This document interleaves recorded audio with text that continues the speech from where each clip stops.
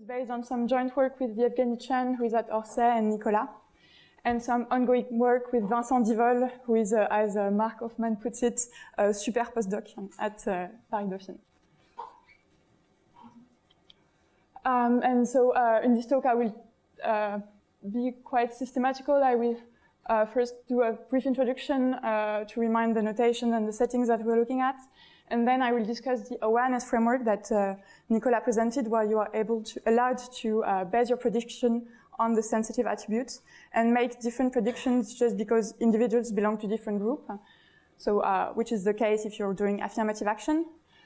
And so I will start with short reminders on fair regression and then characterize fair classification and talk a bit about the relationship between the two problems.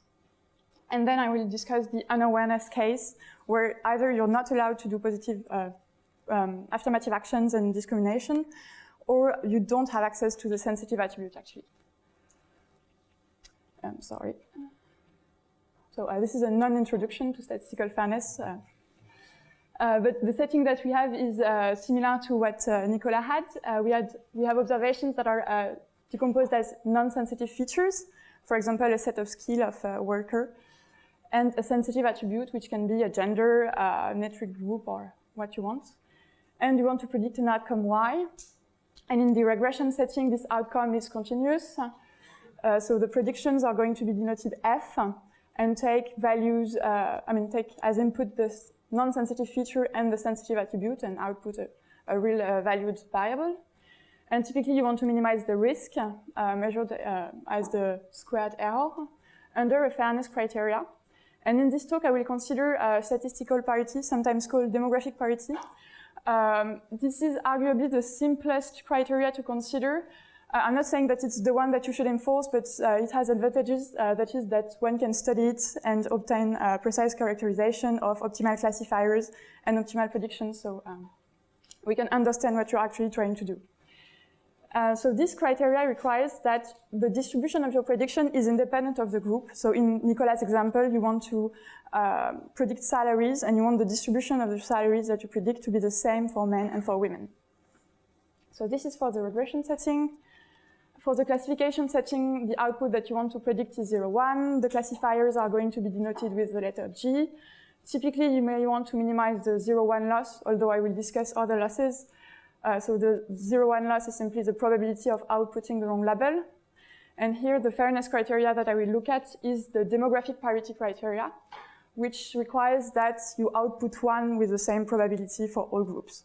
So instead of deciding salaries, you may decide to hire someone or not, and you want that the decision to hire someone is, the probability of being hired is the same in each group. So you may have noticed that until now I have allowed my classifier or my prediction to depend both on X and S.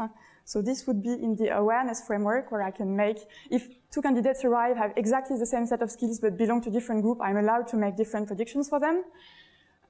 This is not always the case, either because I'm not allowed to do it, or, as in Vianney's example, because we don't have access to the sensitive attributes. In the rest of the talk, I will start with the awareness framework, then move on to the unawareness framework, and it will be quite clear which framework I'm referring to. But just to motivate why I'm looking jointly at regression and classification, let us use common notation for this. I'm going to denote by Z the input of my prediction. In the awareness framework, it will be both X and S, and in the unawareness framework, it will be just X, okay? And then the risk measures, fairness criteria remain the same. So why do we look simultaneously at classification and regression problem? If I take a step back, forget about my fairness constraints, I know that if I want to minimize the probability of outputting the wrong label, then my optimal base classifier is given by the indicator that the conditional expectation of Y given Z is above 1/2. So that the probability that the label is 1 is above 1/2. So if it's the case, I will output 1. If not, I will output 0. And interestingly, this conditional expectation is the solution of the regression problem for the squared loss. So if I can solve the regression problem and estimate eta, I can obtain the classifier, plug-in classifier, where I will just output 1 if I estimate that the probability that it's 1 is above 1/2 and output 0 otherwise. So this has been used to design and study classifiers. But actually the relationship between classification and regression goes a bit further than that, because here I consider a 0-1 loss.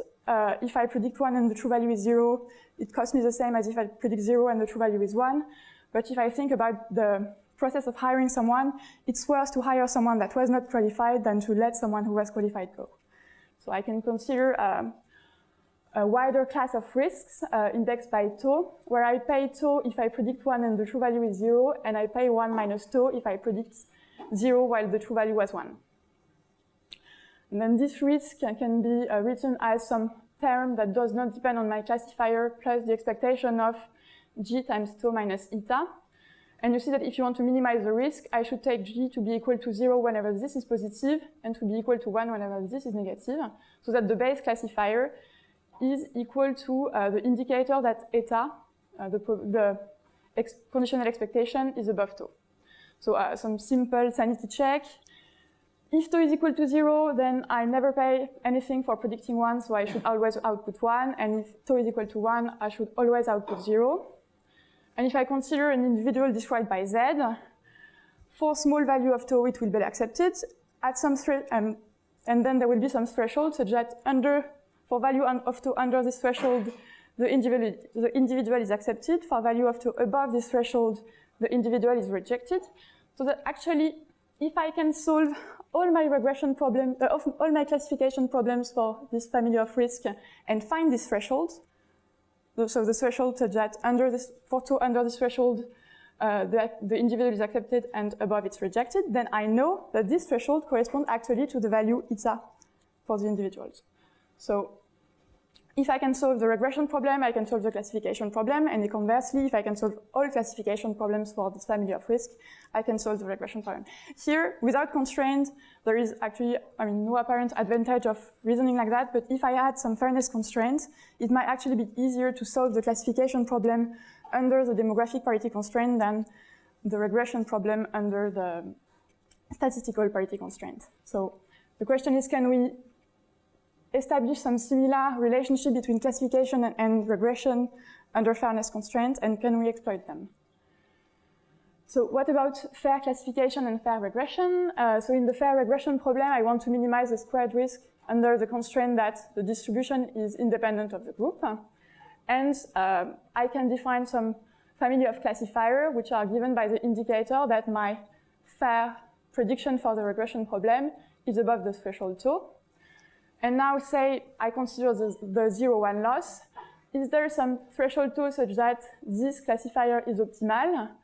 And does it verify demographic parity, of course, because we want to minimize the 0-1 loss under this constraint. Well, does it verify the demographic parity? This is easy to answer. Sorry. Yes, because, well, F is independent of S, and in particular, the probability that F is above tau is the same for all groups. But actually, it verifies some stronger constraints, a constraint called strong demographic parity. A classifier is said to verify strong demographic parity if it is of the form indicator that F of Z is above tau for some threshold tau, and F verifies statistical parity. So basically, I'm asking if I'm looking for a classifier of this form, I'm asking them to verify some stronger constraints. And if I'm looking for minimization under constraint and I ask a stronger constraint, then probably my solution is going to be different and my risk is going to be higher. Actually, to go back to that question, this will be the topic of the talk. The answer is it depends. And I will show you that in the awareness framework, it's the case, and we have the same relationship between classification and regression as in the Bayes case. And under an awareness, well, it breaks down and we have different behaviors. Okay, so I'll start with the awareness framework, and I start by some reminders on fair regression. That will be very quick because that was the subject of Nicolas' talk. So in the awareness case where I can use S, and in the regression setting, I want to minimize the squared risk under the constraint, and I have an explicit solution for my for the solution for this problem. That's can be expressed in terms of a solution to a Wasserstein barycenter problem. My optimal prediction is given by this formula, where this is the quantile function of the Wasserstein barycenter, and this is the CDF of the law of eta in group S. Okay, so I have an explicit solution. Nicola told us that we can estimate this solution, and so if I can find the same relationship between classification and regression, and I can estimate my fair regression function, then I can have some fair plug-in classifiers. And another thing to note is that this function is within group monotone in eta. So this is a nice property that we will use later. So now the question is, can we formulate the optimal fair classifier in terms of the solution to the previous regression problem? And the answer that we had with Nicola and Evgeny was that yes. So if, for example, we consider the simple 0-1 loss minimization problem, then assuming again that eta have continuous distributions in each group and are supported on an interval, then the optimal classifier is given by the indicator that the optimal prediction for the regression problem is above the threshold 1/2. So this is really the same relationship that we had in the base case without the fairness constraint, except that here we have the statistical parity constraint. I won't prove this result, but I'll try to give you intuition on why it should be the case. So we are under this constraint that we want to select the same proportion of person in each group.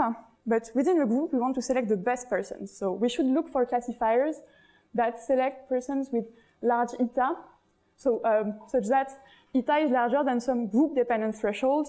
And of course, we will adjust the threshold so that the proportion of people selected in each group is the same.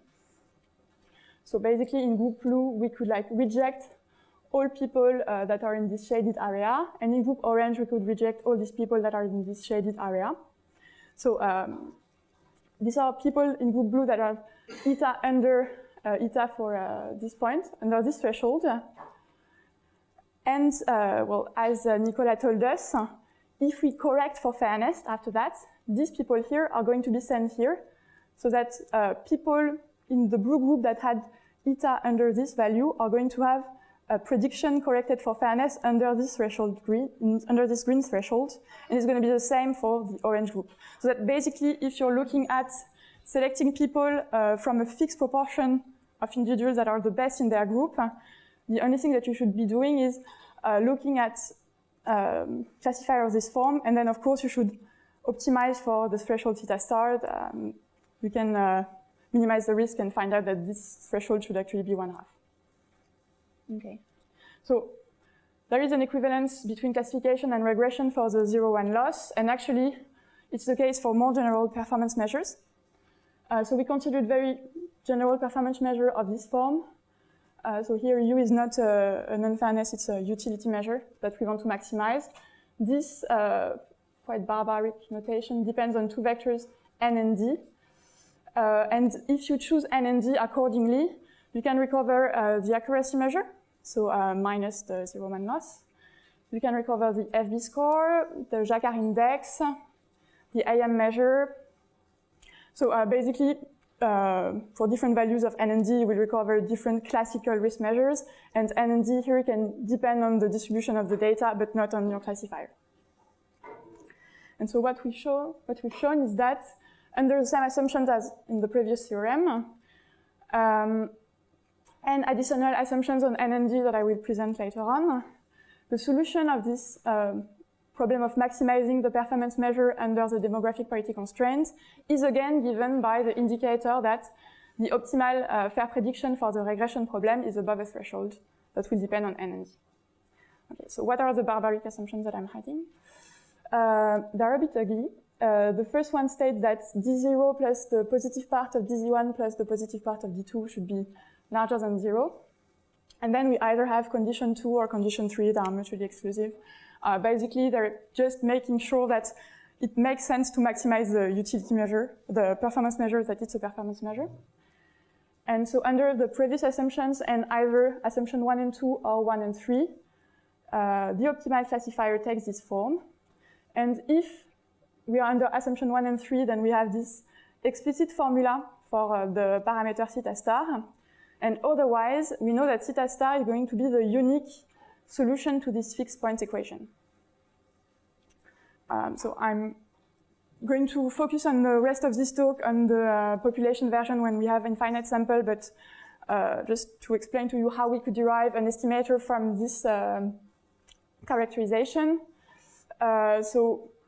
Nicola told us that we can estimate this regression function. And then, well, if we don't know n because they depend on the distribution of the data, we can estimate them. We can either, if we're on the third case, directly find theta or solve this fixed point equation. And then we can use a double plugin estimator.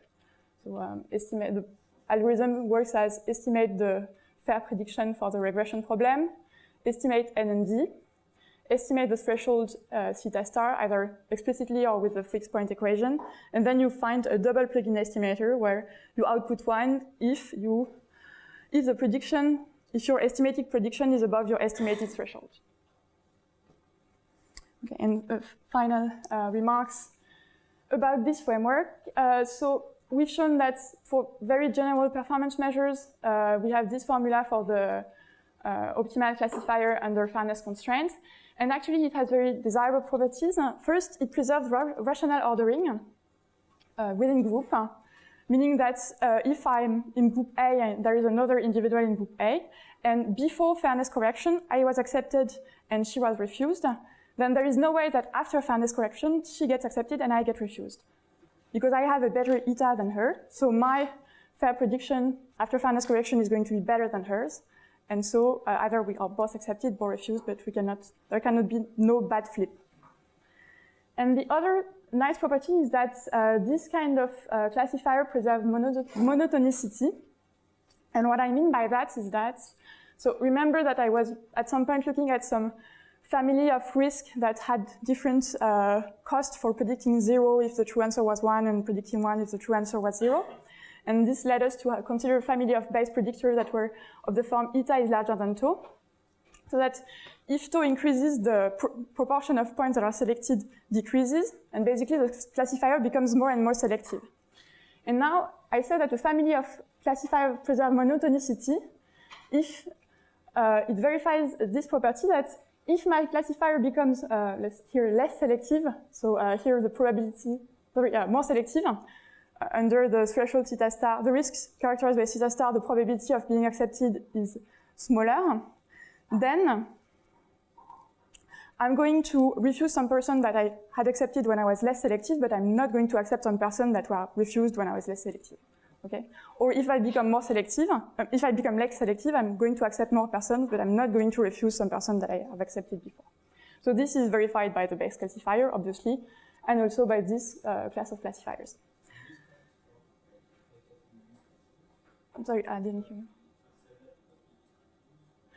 Simply because here, so if I want to consider two different classifiers where one accepts more person than the others, so to have that, I simply have to change the threshold, okay? But since I don't change the prediction, I mean, there were some people that were, let's say if I increase the threshold that were above the previous threshold that are going to be under the new one, so they are going to be rejected, but it cannot be the other way around. Okay. So that's the story for the awareness case. Now we'll see that some of it breaks down in the, Can I ask a quick question? Yeah. So in the case of classification, I feel like there is, the goal is just to compare individuals to some threshold, right? So basically you don't have to move them.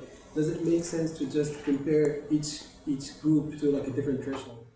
Yeah, but basically that's what's happening because here, it's, okay. If I go back to my,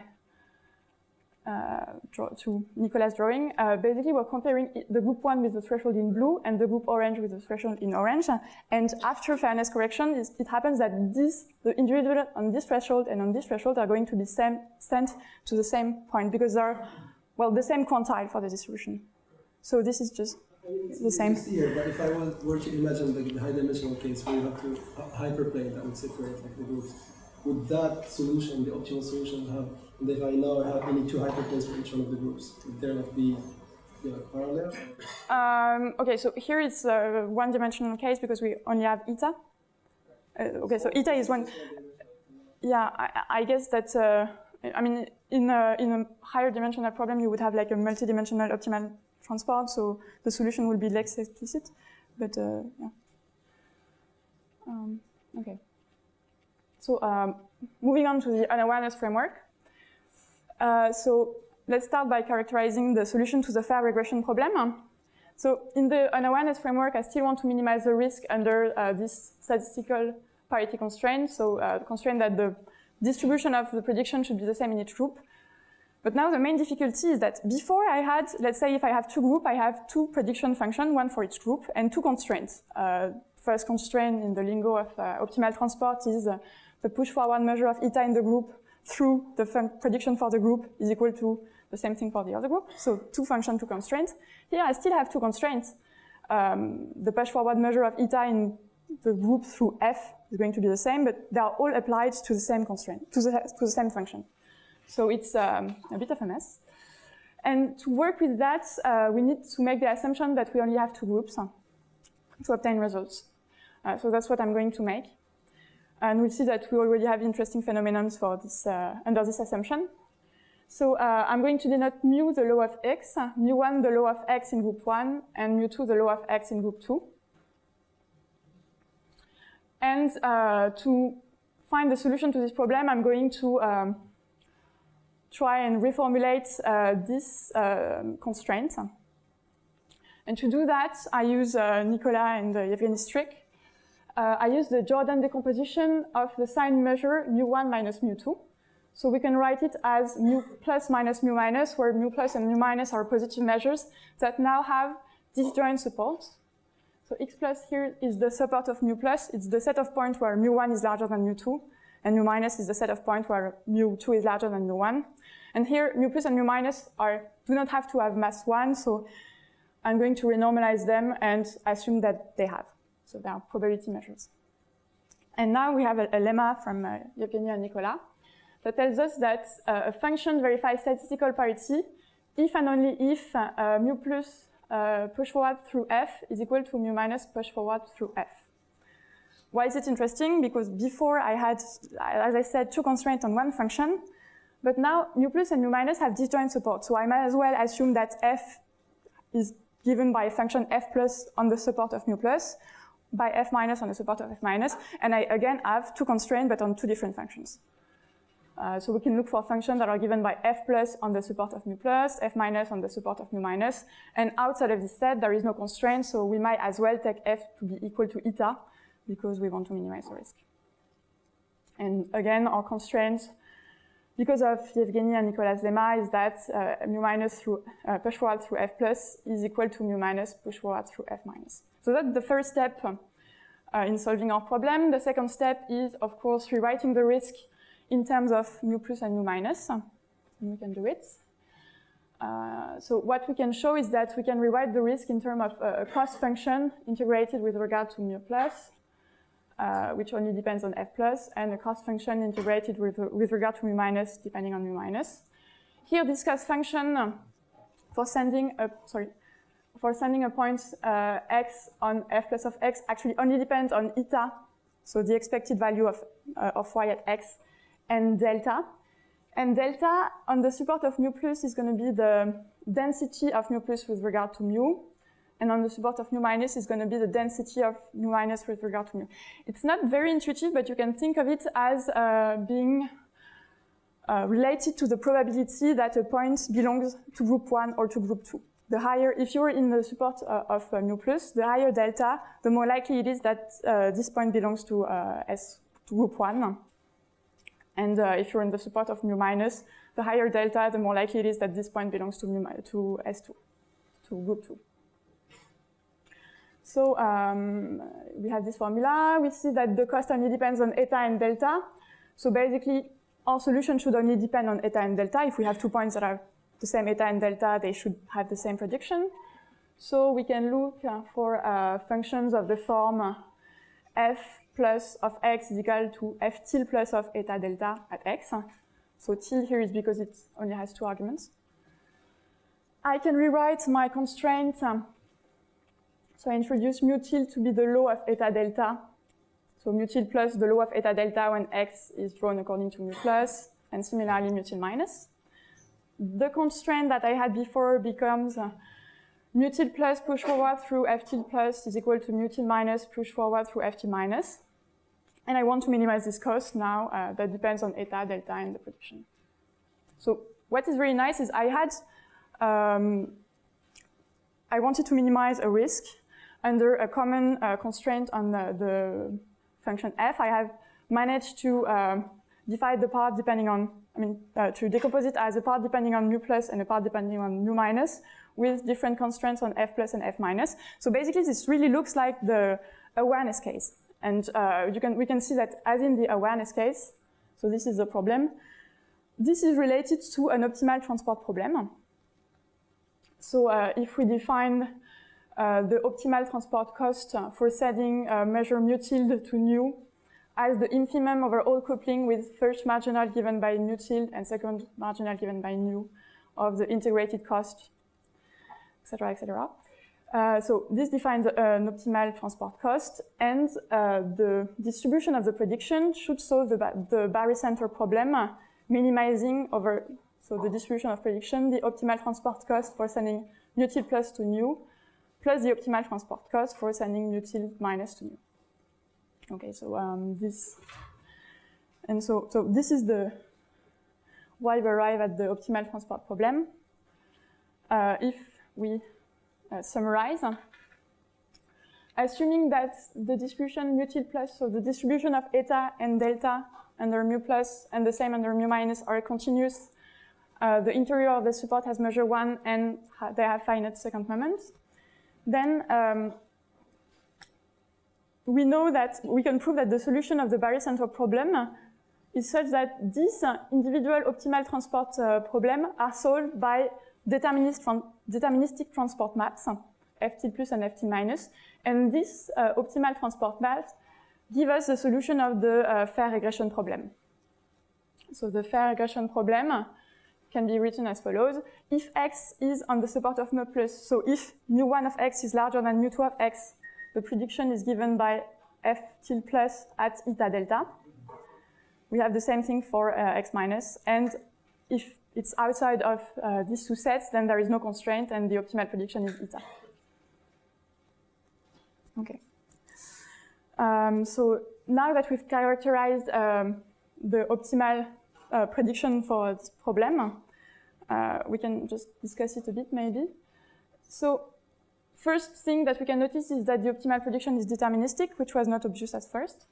The second one is that we forbid our prediction to take into account the sensitive attribute S, but it relies on delta, which morally is the probability that a point belongs to group 1 or group 2. So it tries to guess the sensitive attribute. We're forbidding it to use it, but it tries to guess it. And the second remark that we can make is that the prediction does not only depend on eta, so on the expected value of y, but also on delta.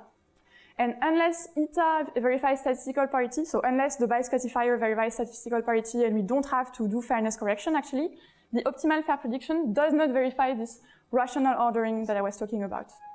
So if I'm in group A and there is another candidate in group A, but I have attributes that makes this classifier think that I belong to group B, I can end up, even if I'm better than the other candidate, having a worse prediction. So that's for the regression problem. Let's move on to the fair classification problem and discuss the relationship. So in the fair classification problem, I'm going to consider again the class of risk R tau. With cost tau if I predict 1 and the output is 0 and the true response is 0, and 1 minus tau if I predict 0 and the outcome is 1. Under, again, the constraint that the probability of outputting 1 should be the same in each group. And here we notice that, again, the classifier can only depend on X and not explicitly on S.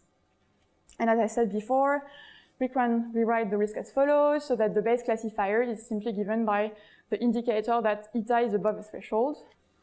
And so we have a family of risks with corresponding thresholds. So we looked at this family of risks and tried to minimize them under this constraint.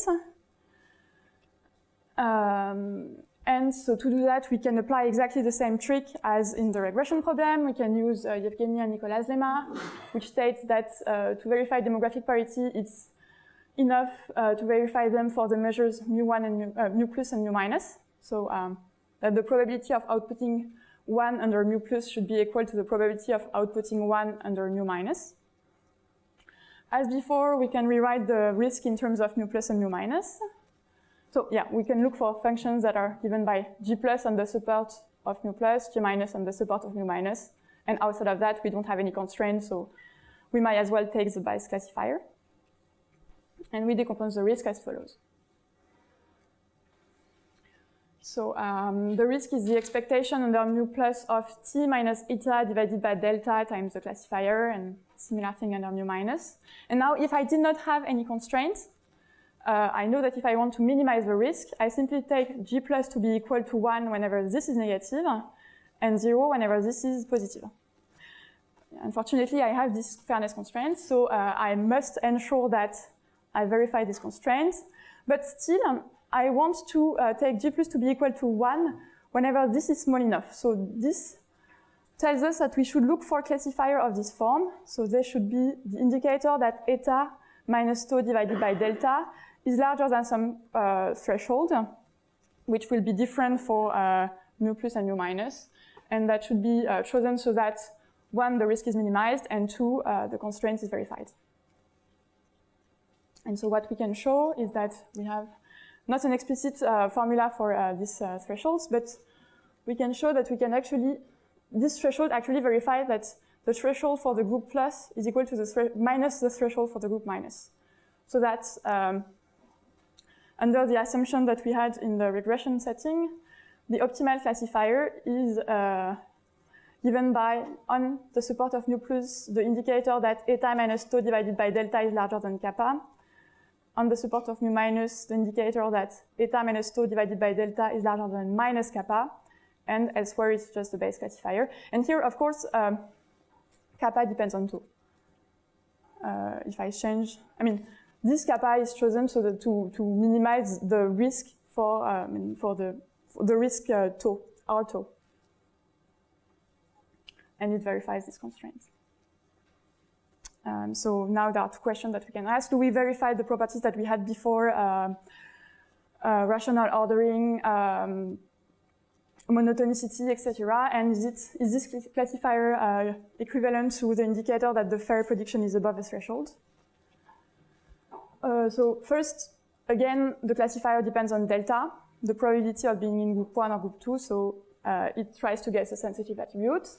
Again, it does not preserve rational ordering, because it depends on delta. If I appear to be more likely to be in group B, I can be treated as a person in group B even if I'm in group A. And it may not preserve monotonicity. Why?